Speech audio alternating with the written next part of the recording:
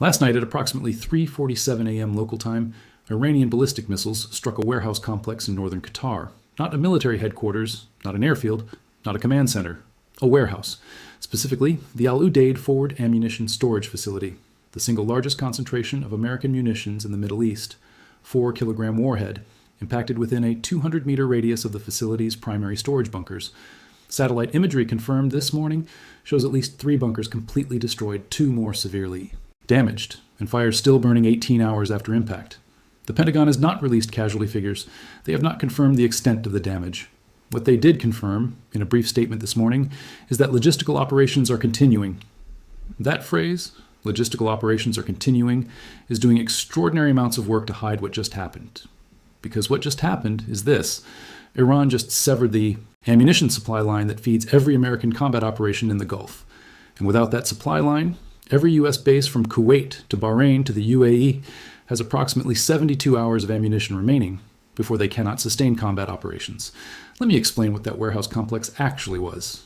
Because calling it a warehouse is like calling the Pentagon an office building. Technically accurate, strategically meaningless. The Udeid Forward Ammunition Storage Facility was the central distribution hub for U.S. munitions across 6 countries.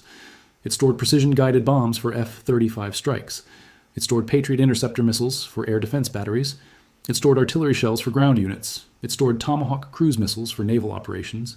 It stored HIMARS rocket pods, Hellfire missiles, Sidewinder air-to-air missiles, JDAM kits, bunker buster munitions, and the entire spectrum of ordnance required to sustain American military operations in a theater of war.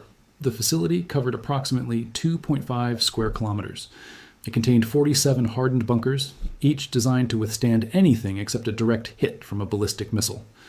The total value of munitions stored at this single location was estimated at $4.2 billion. That's not the replacement cost. That's the current inventory value. And as of this morning, at least $1.8 billion of that inventory no longer exists. Here's why this one facility mattered so much. American military logistics in the Gulf operates on a hub and spoke model. You don't store ammunition at every base where it might be needed.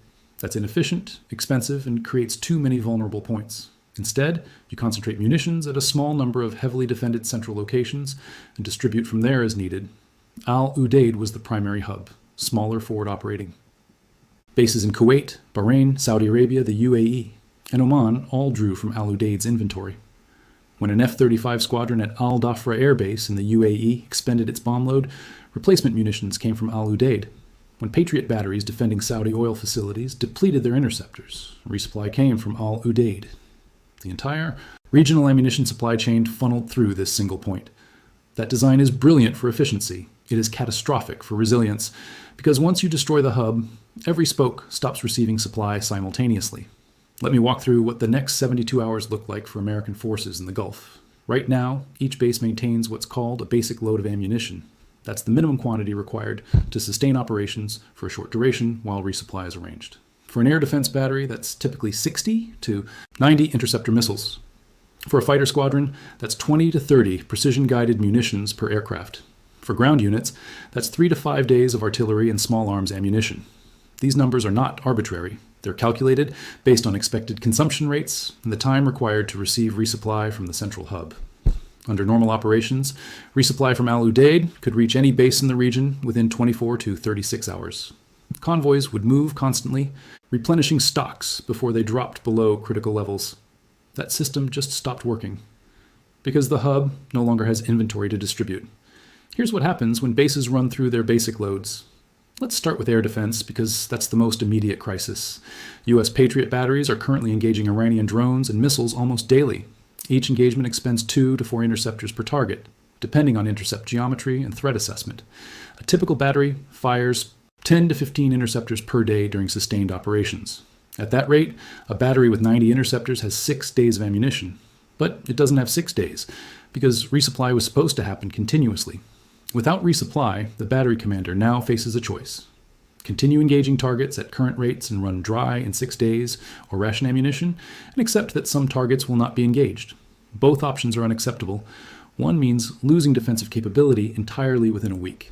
The other means accepting that Iranian strikes will succeed because you chose not to fire. This is the calculus of ammunition depletion, and it's happening right now at every air defense site in the Gulf. Now extend that logic to offensive operations. American F-35s and F-15s have been conducting strikes on Iranian targets for 2 weeks. Each sortie expends munitions. A strike package against a fortified target might use 4 2,000-pound GBU-31 JDAM bombs, 2 AGM-158 JASSM cruise missiles, and multiple AM-120 AMRAAM air-to-air missiles for self-defense. That's between $2 million and $4 million worth of munitions per sortie. Multiply that across 30 to 50 sorties per day, and you're burning through ammunition faster than any peacetime logistics system was designed to replace it. Before last night, the plan was to draw from Udeid's reserves while waiting for shipments from the United States. Now there are no reserves. The munitions currently loaded on aircraft are the munitions available for the next mission. After that, there are no more missions until resupply arrives from outside the region. Let me give you the number that explains why 72 hours matters. The nearest U.S. ammunition depot outside the Gulf region is Naval Weapons Station Earl in New Jersey. Munitions loaded there require approximately 7 days to reach the Gulf by cargo aircraft, longer by ship. There are intermediate stockpiles in Europe, at Ramstein Air Base in Germany and Naval Air Station Sigonella in Italy. Munitions from those locations require 3 to 4 days to reach the Gulf. But those stockpiles are not unlimited. They support operations in Europe and Africa. Diverting their inventory to the Gulf creates shortages elsewhere. And even if you strip every European stockpile to resupply the Gulf, you're still looking at a minimum 3-day gap where Gulf bases operate with no resupply. That 3-day gap is the 72 hours. It's not a guess. It's the minimum time required for emergency resupply to physically arrive, assuming perfect logistics execution and no further disruptions. If you're wondering why the U.S. military concentrated so much ammunition in one facility, the answer is cost and security. Storing munitions is expensive. Each bunker requires climate control, security personnel, safety inspections, and maintenance. Building 47 bunkers at one location costs significantly less than building 10 bunkers at 5 locations. More importantly, defending one large facility is easier than defending multiple smaller ones. Al Udeid Air Base is home to over 10,000 U.S. personnel, making it one of the most heavily defended American installations outside the United States. The ammunition storage facility sat inside multiple layers of air defense coverage. Patriot batteries, the AD interceptors, NASAM's short-range systems, and early warning radars all provided overlapping protection. Iran got through anyway. 4 missiles, launched from Iranian territory, traveled over 200 kilometers, evaded or overwhelmed defensive systems, and struck their targets with sufficient precision to destroy hardened bunkers. That's not luck, that's capability. Here's what that capability means strategically. The United States has spent decades building a military logistics network designed to sustain operations anywhere in the world. That network assumes that rear area supply depots are safe from attack. Munitions stored hundreds of kilometers behind the front lines, protected by layers of air defense, are not supposed to be at risk. Iran just demonstrated that assumption is false. If rear area logistics are vulnerable to precision strike, the entire American model of expeditionary warfare stops working. You cannot project power if you cannot sustain supply lines, and you cannot sustain supply lines if every supply depot becomes a target. Let me address what the Pentagon is saying about this, because their response is as revealing as the attack itself. This morning, a CENTCOM spokesperson stated that the AEO strike caused damage to non-critical infrastructure, and that combat readiness remains unaffected. Non-critical infrastructure. That's the phrase they chose to describe a $4 billion ammunition depot. Let me translate what that statement actually means. It means the Pentagon is not prepared to publicly admit that ammunition supply in the Gulf just became a critical vulnerability. It means they are buying time to organize emergency resupply before bases run dry. And it means they are hoping this problem resolves itself before the press starts asking how many days of ammunition remain. The statement is technically accurate in the narrowest sense. Combat readiness, defined as the ability to conduct operations right now, remains unaffected. Aircraft can still fly. Missiles can still launch. The soldiers, sailors, and airmen are still ready. But readiness, measured in capability to sustain operations over time, has just collapsed. And that's the readiness that actually matters in a war. Let me show you the cost mathematics of what Iran just accomplished. 4 K-bar Shaken missiles cost Iran approximately $800,000 to $1 million total. That's using generous estimates that assume higher-end production costs. Those 4 missiles destroyed at least $1.8 billion worth of American munitions and disabled a facility that cost $340 million to construct. The cost exchange ratio is approximately 1/800 to 1. For every dollar Iran spent, they destroyed $1/800 worth of American assets. Now extend that logic. Rebuilding the bunkers will take months, possibly years. Replacing the destroyed munitions will require emergency procurement, expedited shipping, and premium pricing. The total cost to restore Udeid's ammunition stockpile to pre-attack levels will likely exceed $3 billion. And all of that expense, all of that effort, all of that time can be undone by another 4 missiles. This is why ammunition depots are called high-value targets in military doctrine. Destroying ammunition doesn't just eliminate the munitions themselves, it disrupts the entire logistical system that depends on those munitions being available when needed. Every unit in the region now has to ration ammunition. Every commander now has to decide which targets are worth engaging and which aren't. Every planner now has to account for the possibility that missions will be canceled because munitions aren't available. This is how you degrade a military's capability without defeating it in direct combat. You force it to operate under constraints that make victory impossible. Now let me tell you what this means for the broader war, because this attack didn't happen in isolation. It's part of a pattern that should terrify anyone paying attention. 2 weeks ago, Iran struck USS Abraham Lincoln, or at least forced the carrier group to reposition hundreds of kilometers away from Iranian shores.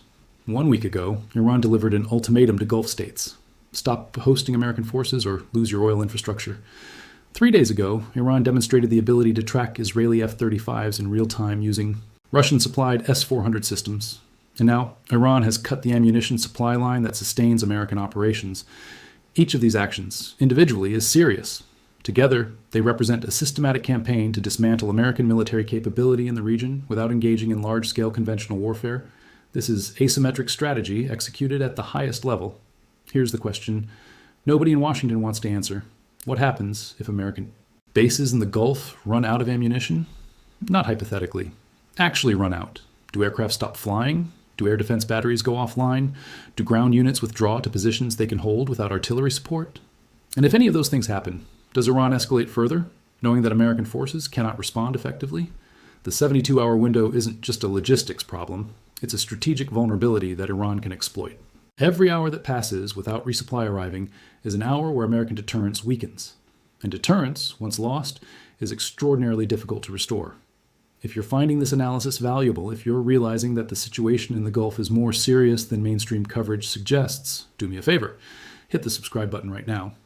Because the information you're getting here, the operational details, the cost calculations, the strategic implications, this is not being covered elsewhere.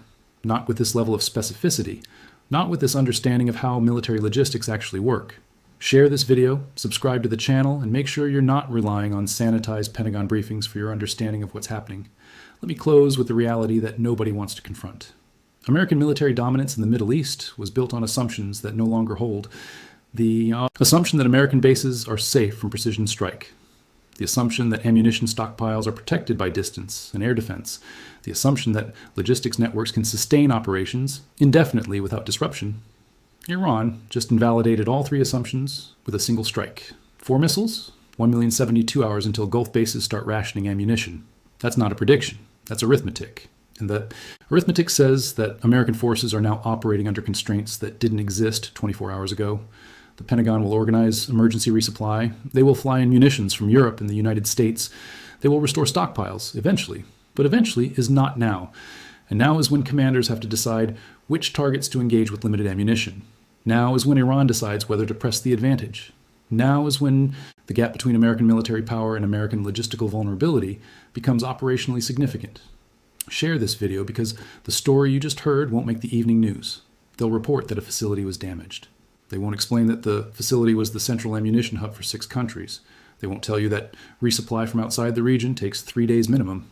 They won't do the math on how many days of ammunition remain at each base. They won't connect the dots between this strike and the broader campaign to degrade American capability. But you now have those dots. Connect them. Spread them. Because understanding what's actually happening is not optional anymore. Iran just cut the ammunition pipeline. American bases in the Gulf have 72 hours before the shortage becomes operational reality. And nobody's telling you that.